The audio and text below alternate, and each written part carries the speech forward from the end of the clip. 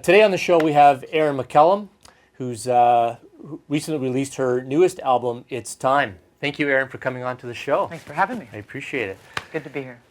So, this album was produced by Jack DeKaiser. It was. So how would Jack DeKaiser describe you? Well, I think if I had to hazard a guess, Jack would describe me as a consummate professional. By the time we make it into the studio, I have a really good idea of how a song should be shaped and how we're going to execute it. So from a standpoint of studio work and Jack working alongside us for that, he has a nice palette to work with because there are a lot of things already in place. So I think in a nutshell, he would say I'm a consummate professional. And what did he bring to this particular album? It's always nice to have another set of ears listening to the project, trustworthy ears that are a step away from the process of writing, teaching, arranging, and bringing it to the studio. And also he offered some musical stylings on the album as well, which is always nice because it adds that extra flair on an album. So with respect to that, it's been valuable. Now, would you describe yourself primarily a lyricist first and foremost? Because it seems like when I follow you on Facebook, for example, that you're prophetic with putting out lyrics all the time and stuff that you're writing and etc. Sure, absolutely. I think I'm a lyricist first because for me, the music is the vehicle for the message. So absolutely, lyrics come first. I don't think I have any songs where there's a throwaway message. So it's pretty safe to say, yeah. Yeah. And I also think you're a little different than some artists because you're an early bird, where a lot of artists don't wake up until noon. You're up at like, I don't know, 5, 6 in the morning? Earlier than that. I'm up early every day because you have to wake up early to get things done, right? Yeah. So get home from a gig at 1, it doesn't matter. I'm up early. And is that where you do a lot of your writing? It's the quietest time to get something done because there's a lot less distraction going on in the world, and it's an opportunity to be quiet with yourself and write or think, or if there's a song that's come to you to just get it down, it's perfect time to do it. So what are the 2 songs that you're going to play for us today? I'd like to play a song called Trouble, and it's offered on the newest album, It's Time. And I'm also going to play a song called Roll with the Punches. It's offered on the album Complicated Woman. And tell us a little bit about each of those songs. Well, Trouble, let me start by saying the songs mean a lot of different things to a lot of different people, and I think that's why it applies to the masses. Trouble itself is a little more personal for me. Trouble is the name of the guitar I'm going to be playing today. Oh. Yeah, it's a good story. I actually got in a situation a number of years ago where I lost some of the use in my hand, and the heartbreaking part was I lost the ability to play the guitar. And so the beautiful thing is, here I am today, a lot of hard work, and a whole bunch of time later, I can do it. And so Trouble and I are still together. Yeah. The other song, Roll with the Punches, is pretty self-explanatory. A lot of people have a lot of things going on in their lives, and some of it's not by choice, or some of it's not exactly what we want, but if you roll with it, things always get better. You know, I like to put a positive message in my music, so that's one of them.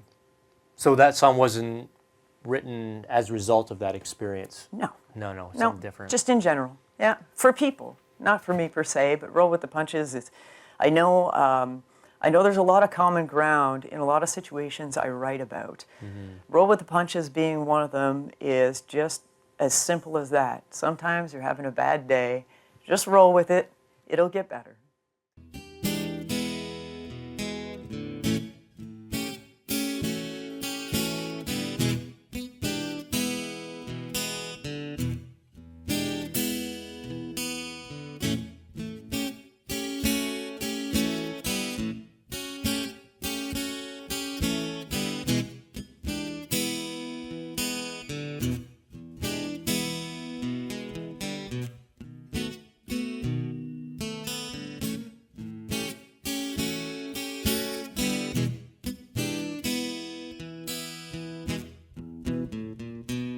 I got trouble, trouble on my mind. Yes, it's trouble is living on my side. I say, well, we play together nicely, and it gets me every time.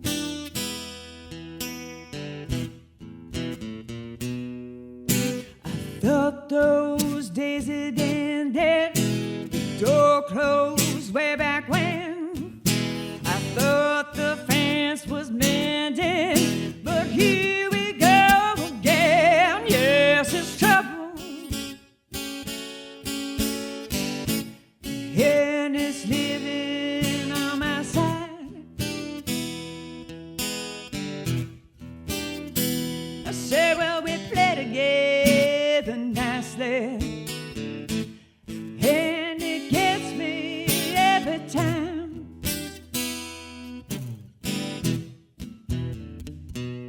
Yes, it's trouble. It's trouble on my mind. Yes, it's trouble, and it's resting on my mind. I say, well, we play together nicely, and it gets me every time.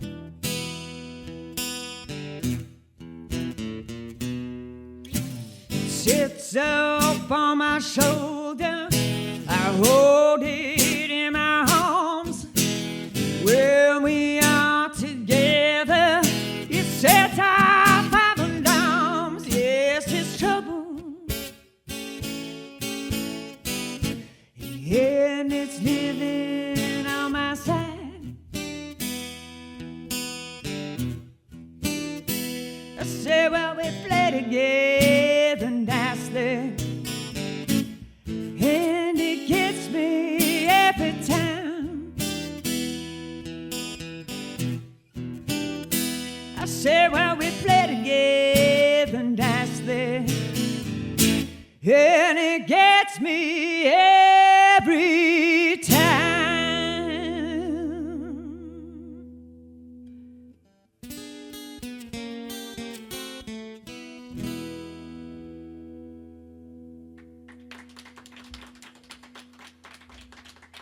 Story I read that you once told about a show where you were performing and you saw a gentleman who was disabled in a wheelchair, Yes. and that had a significant impact on you. Tell me Yeah. a little bit about that.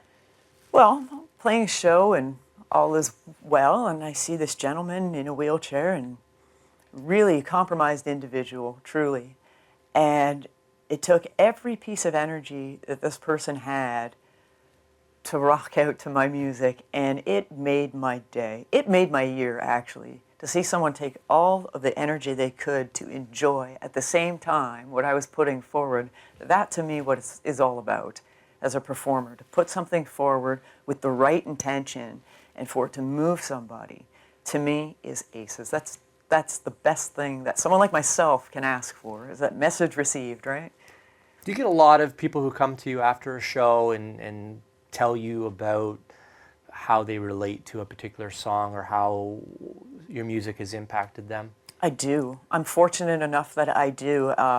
And I have to say, I have answered every letter personally that comes my way because, like I was saying, it's all about the message and to move people. That's the blues to me. So yes, I happen to get a lot of people that come up to me and say, I get it, or that's my wedding song, or I've been there, and to me, it's a wonderful thing. So everybody who wants to do that, go right ahead. I think it's the best thing an artist such as myself could ask for. The email or the letter will be answered. That's it. It sure will. Yeah.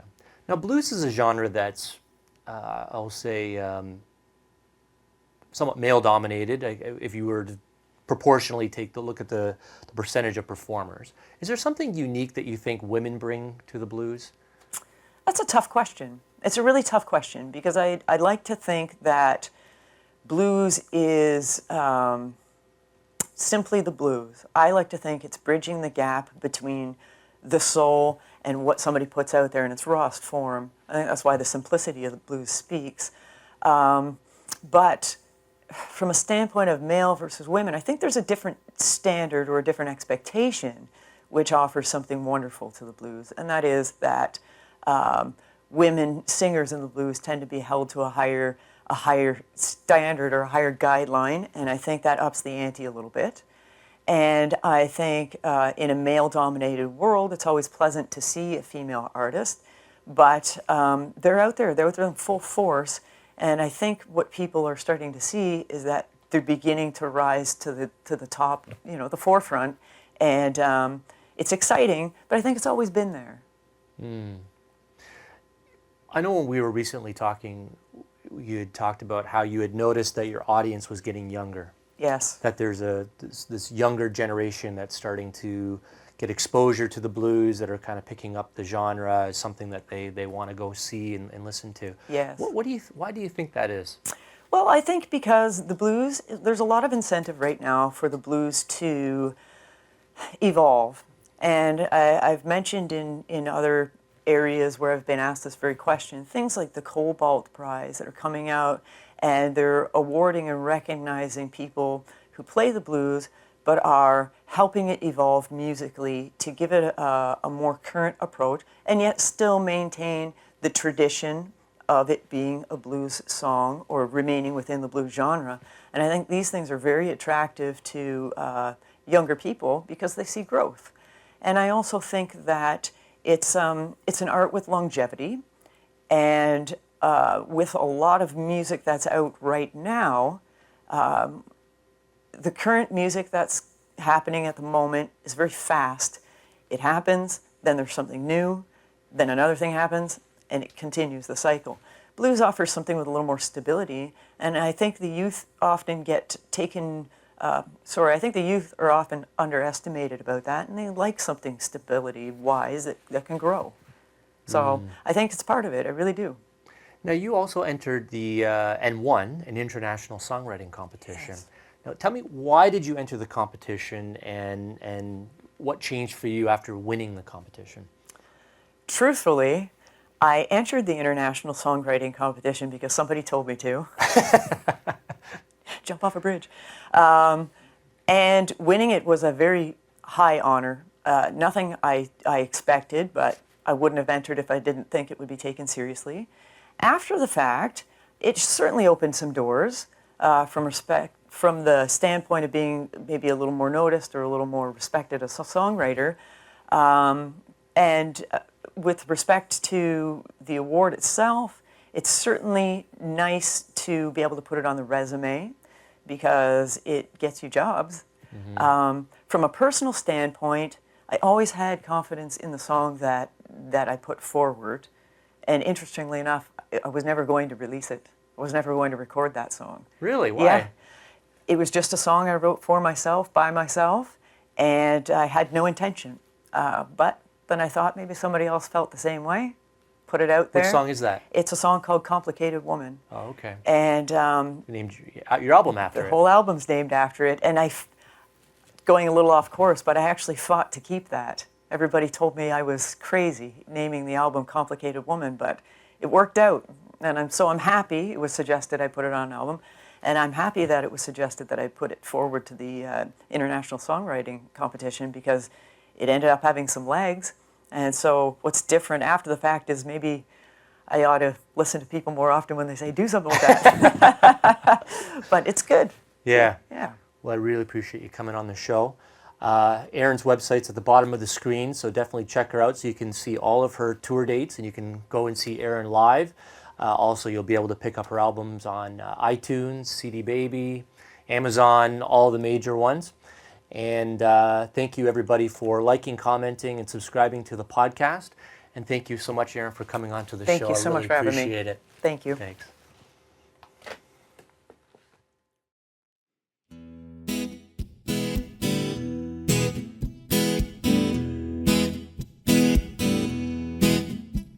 You can't find peace without all the pieces that are together all the way.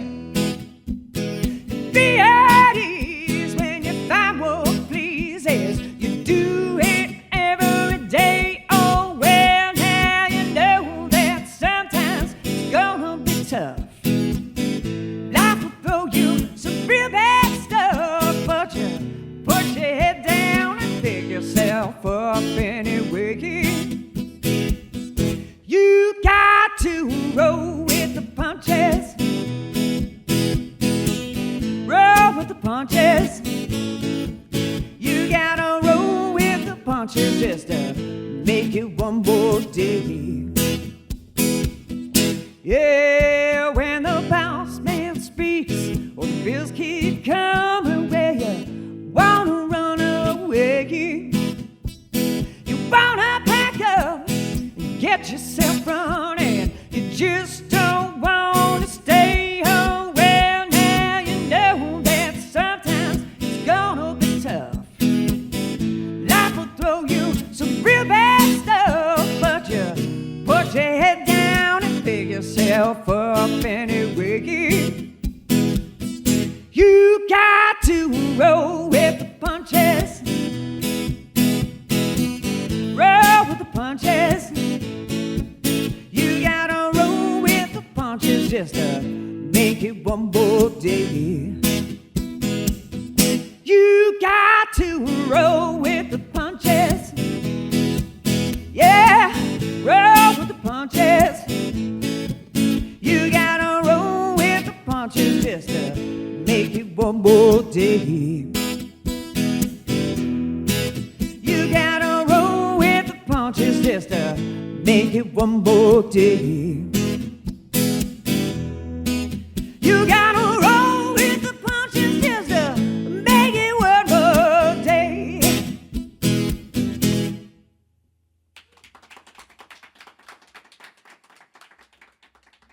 That was the best take.